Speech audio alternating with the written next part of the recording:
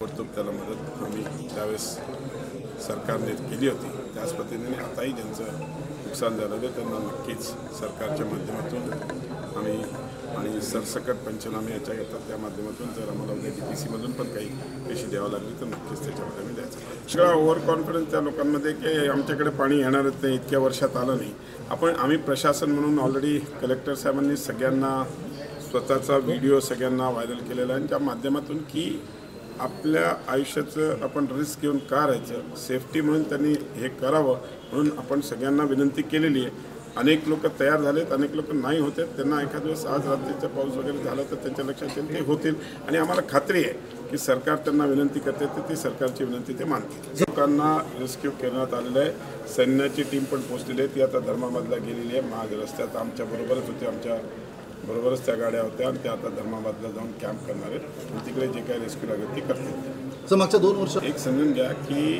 10,000 NDRFच्या माध्यमातून ठरलेला रेट आहे, पण नक्कीच मागे कोल्हापूरमध्ये सरकारने काही रक्कम वाढवून दिली होती, त्याच पद्धतीचा आम्ही यावेळेस पण पुन्हा विचार करू। कोल्हापूरच्या करणार आहात का? आम्ही नक्की मी सरकारमधला एक रिप्रेझेंटेटिव्ह आहे तो नक्कीच करेन।